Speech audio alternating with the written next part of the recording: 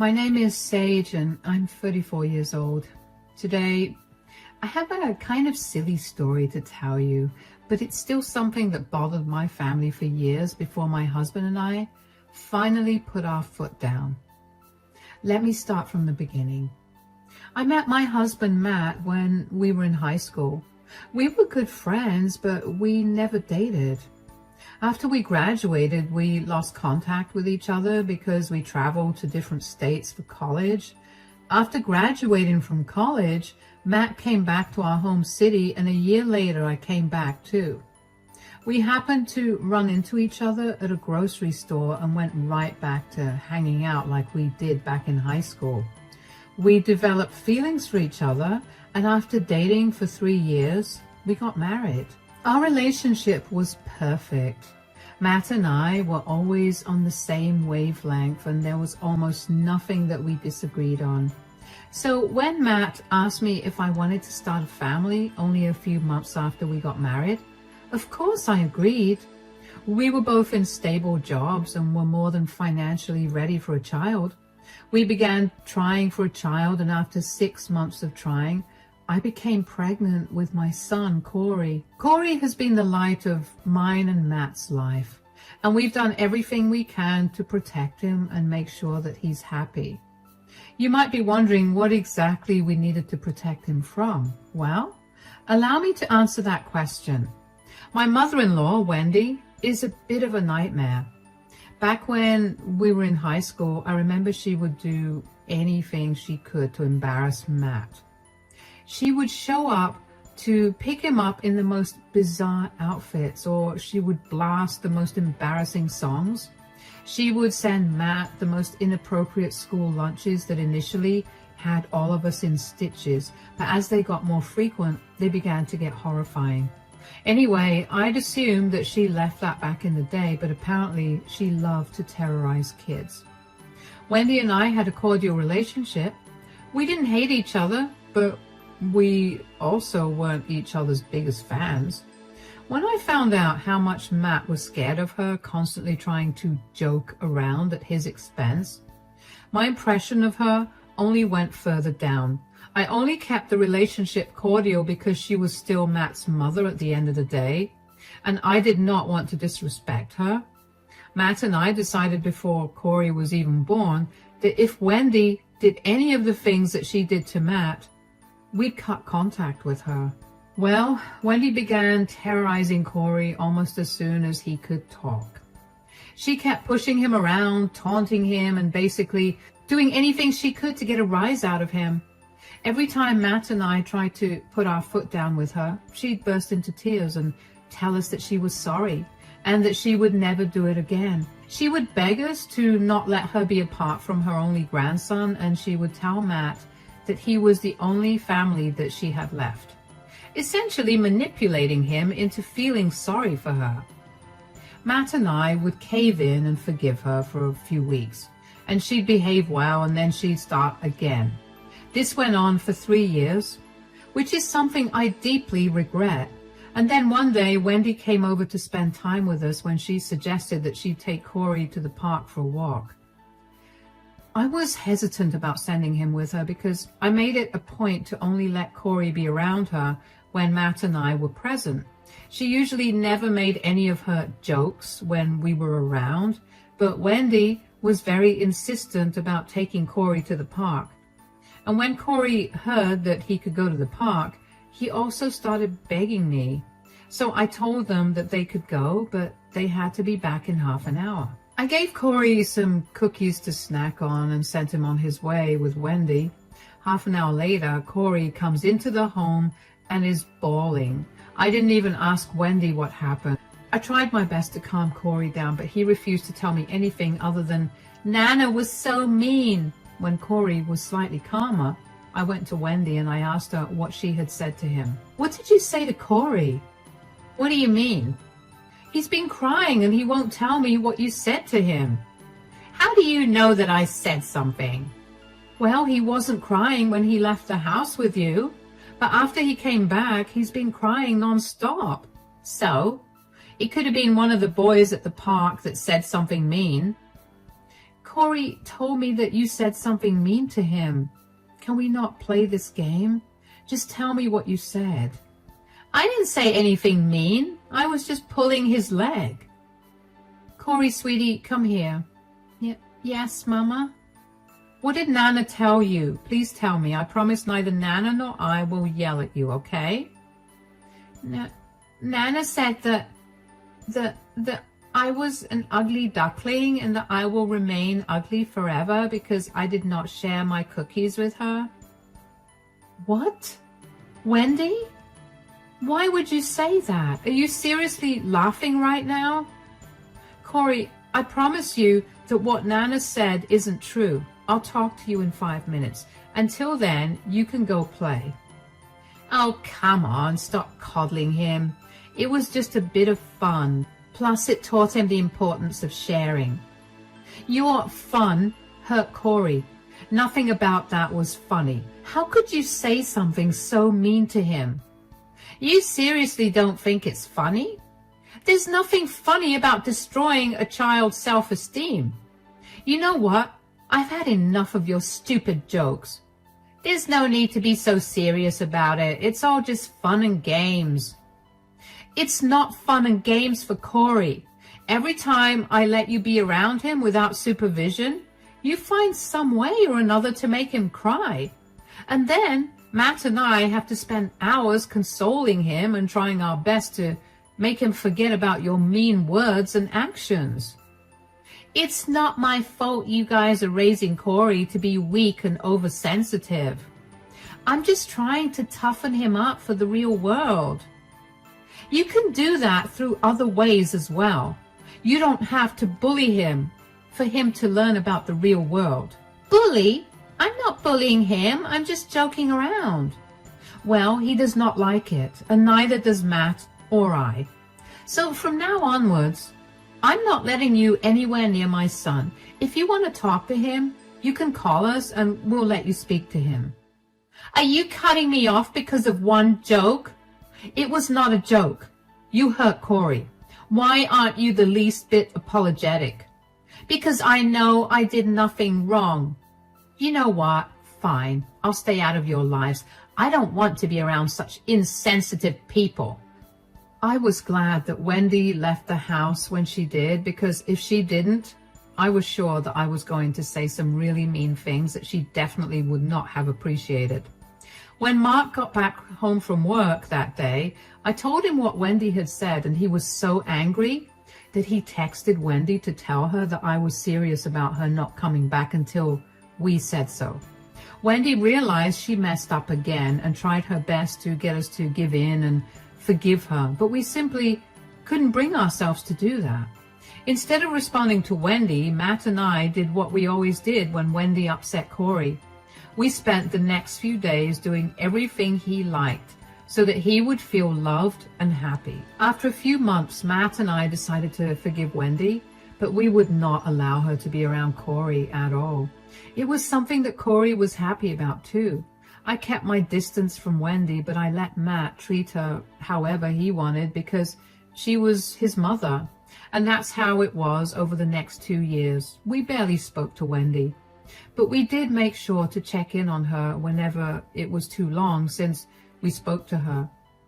We spent holidays and birthdays with my family, and we made sure to wish Wendy well during those times too.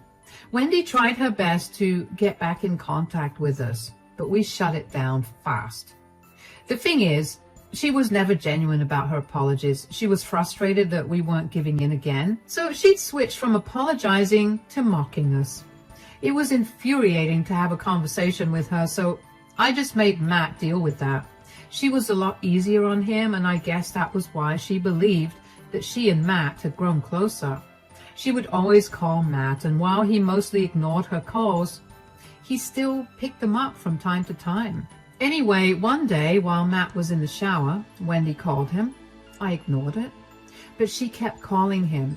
She never called more than twice in a row, so I figured something was wrong. I picked the phone up. Hello, Matt? Hi, Wendy. Matt's taking a shower right now. Is everything all right? Oh, yeah. I'll just call when Matt's free. I needed to ask him for a favor. No, it's okay. What is it? I just feel a lot more comfortable talking about this with Matt, so I think I'll just wait. He'll tell me anyway, especially if it will involve a decision that we need to make together. Well, my house had some water damage, so it's getting renovated right now, and I wanted to know if I could stay at your place for a while. Oh, how long do you need to be out of your house? About a month, but it could be longer depending on how fast the work gets done. They're still discovering places around the house that have water damage. Ah, I know that we don't exactly have the best history, but I would really appreciate it if you help me out. You know that I don't like you being around Corey. You always use him to play pranks, and not only is it embarrassing for us, but it's also very embarrassing for him. I know. I got it from the last time you yelled at me. I have nowhere else to go. I wanted to talk to Matt because he'd be more understanding about this. Even if Matt was more understanding, he'd still need to talk to me about this. Why are you such a prude? Gosh, it's like you can't even take a joke. I can take a joke when it's good. What you do is humiliating, not funny. Are you seriously going to hold that over my head forever? And are you not going to let me have proper shelter because of that? Why can't you stay at a motel instead? We can help you cover some of the expenses if you like. Why would I stay in a motel when my son lives in the same city as me and has a house with a spare bedroom in it? Can you just have Matt call me after he's done taking a shower and talking to you about this? It was a mistake. What are you going to say to Matt that will change how I feel about you living with us? He's the man of the house. He'll definitely tell you to put your feelings aside so that he can help his mother. That's not happening, but I will talk to Matt about this, and I'll call you tomorrow and let you know what we've decided. I need to have your answer in 2 days. All right, I'll let you know. I'll be very honest with you. I did not want her in my home. I have been having a very good 2 years without seeing her too much, and her living in our house for probably more than a month felt like a repercussion for not seeing her often.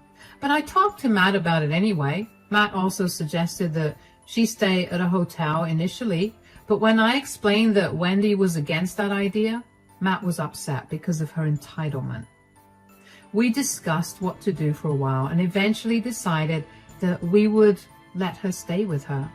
She was still a part of our family, and even though we did not enjoy her company at all, we didn't want to turn her away without giving her a chance. She had also been on her best behavior for the last 2 years, so we figured we'd give her a shot. We also had a conversation with Corey about whether he would be okay with his Nana living with us for a little while, and he said he was okay with it. We had a spare room that Wendy could occupy, but we would set some ground rules for her to follow. Matt and I knew that Wendy would hate the rules, but we knew that those rules needed to be there if we wanted some peace of mind in our own home. I called Wendy the next morning while I was at work to tell her what Matt and I had decided. Hi, Wendy. Oh God, are you calling me to tell me that I'm not allowed to stay with you? You have to understand that I have nowhere else to go. Calm down. I talked to Matt about it, and even though neither of us is too keen about you staying here, we understand that you have nowhere else to stay, so we've decided that you can stay with us. Oh, thank God. But you have some serious rules that you need to follow. What? You have to pick up after yourself, do your own laundry, and make sure that your room is clean. And you are not allowed to pull any pranks on us, no matter how harmless.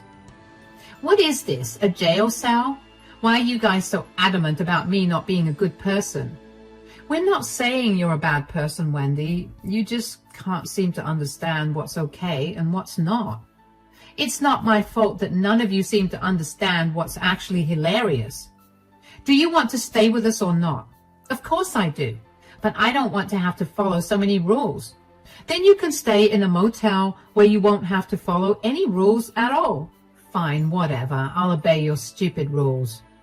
If you play a single prank on any of us, especially Corey, we will make you move out. Do you understand? Yeah, sure. Does Matt know that you've given me such strict rules? Of course he does. He agreed with whatever I just told you. You're the worst thing that's happened to this family.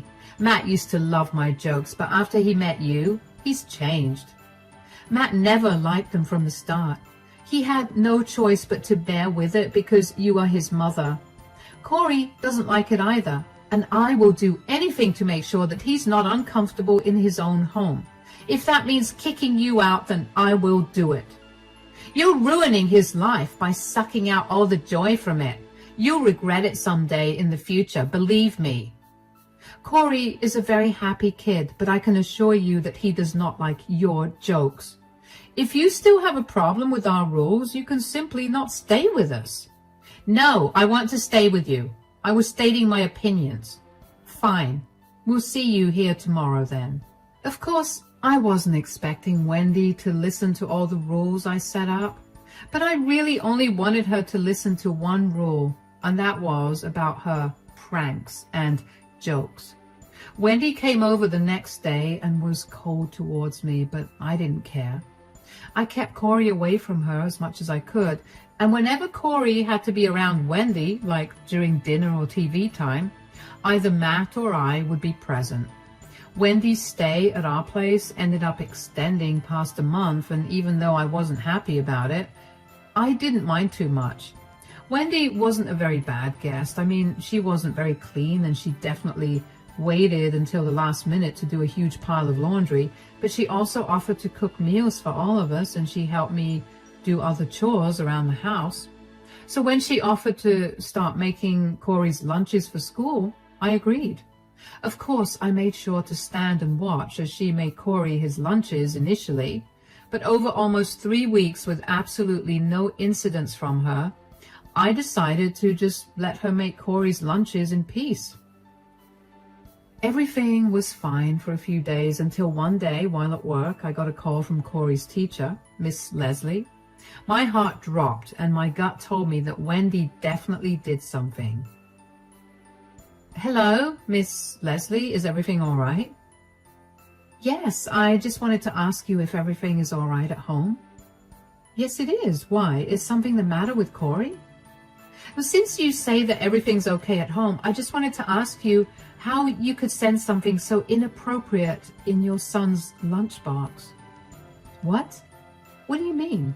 During the break today, Corey approached me with a note that was in his lunchbox and asked me to read it out to him because he didn't know what it said. I was shocked when I read what the note said. It was full of explicit words that basically made fun of me. I did not appreciate that. I will have to take this matter up with the principal and probably the school board. Oh my God, I'm so sorry that happened. I can assure you that neither I nor my husband did that. My mother-in-law is staying with us at the moment, and she's the one who packed Corey's lunch today. She loves to play pranks, and this was her doing. I'm so sorry that you had to read that note, and even more sorry for what my mother-in-law did. I see. It's okay, but you have to make sure that Corey doesn't come to school with these letters again. If Corey and his classmates could read, this would have been an even bigger issue. Yes, I understand that. I'll make sure it doesn't happen again. Is there any way for you to not report this incident? I had explicitly told my mother-in-law that she wasn't allowed to play her pranks on Corey, and she told me that she wouldn't. But she did it anyway. If I had known that she would do it, I wouldn't have let her pack Corey's lunch or let him take what he took today. I understand that family dynamics can be very difficult. And while I understand that this was not something that you or your husband did, I will still have to report you for it. You will need to come to the school today and talk to the principal about this too. All right. Will this affect Corey's admission in any way? Since you've said that neither you nor your husband did this, I highly doubt that it will affect Corey's admission, but there will be a little more attention given to him because we cannot have this happening again. Okay, that's no problem then. I'll make sure to take better care of Corey, and I'll talk to my mother-in-law about her actions as well.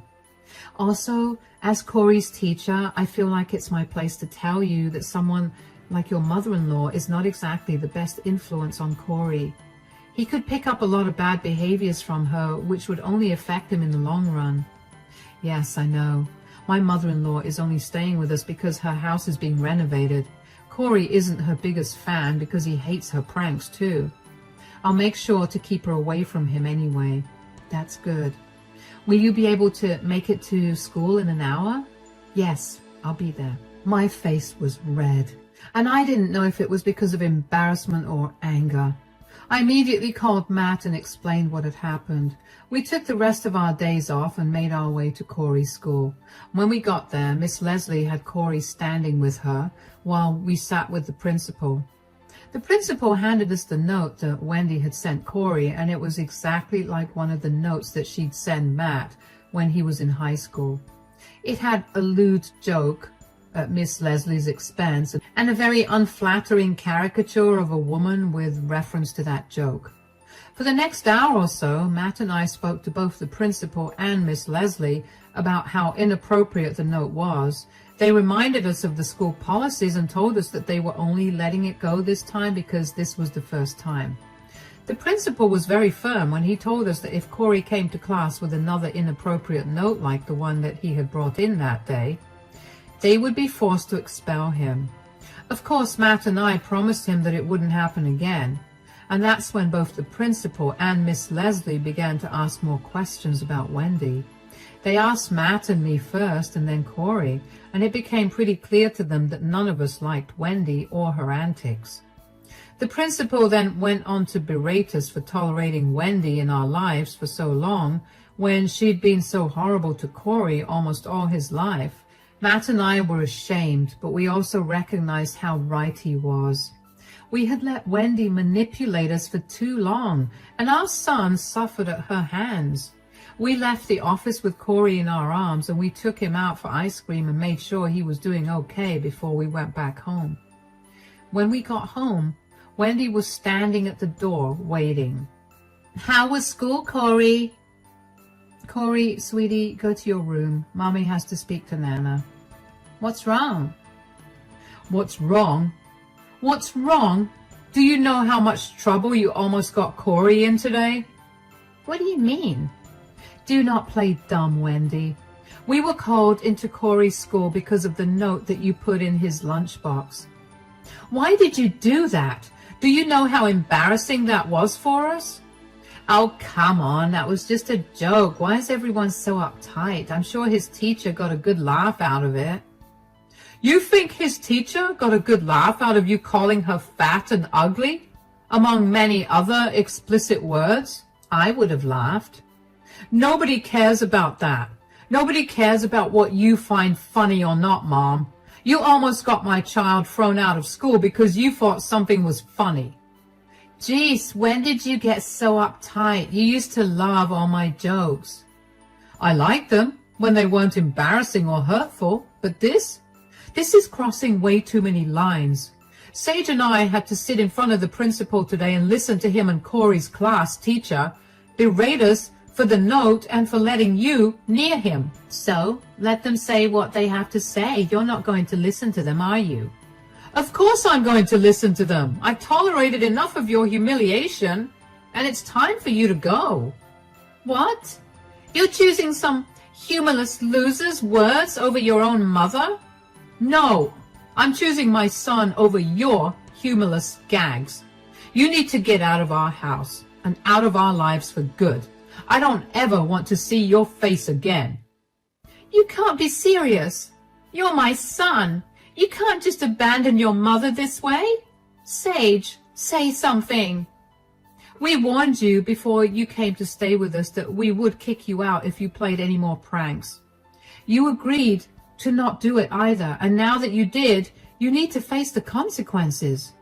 "Fine, you can kick me out of the house, but you can't kick me out of your lives for good. I promise I won't do this again."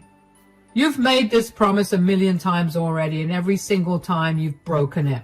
Why would I believe you now? You've caused enough distress to my family, and now I won't allow any more. Pack your bags and leave." "Son, please, you can't keep me away from my grandson and you. I love you so much. I'm your mother." "You should have acted like my mother instead of some monster who loved to humiliate her grandson as a joke. Get your act together and leave us alone." Matt left us standing there and locked himself up in the bedroom. Wendy was a crying mess, and she kept asking me to get Matt to change his mind, but I was firm with my decision to not help her out. I was a little sad for her, but my anger towards her far outweighed any sympathy I felt towards her. We had given her so many warnings about her behavior and her jokes, but she never listened to them. I don't know why she was so upset when she should have seen this coming. I know that she thought Matt looked up to her as a role model, but that stopped being the case when Matt was 16. I helped Wendy pack her things up after that. She kept taking breaks to cry, but I kept going. I was not going to coddle her or try to make her feel better. She deserved to feel a little remorse. I hoped that would at least knock her down a peg.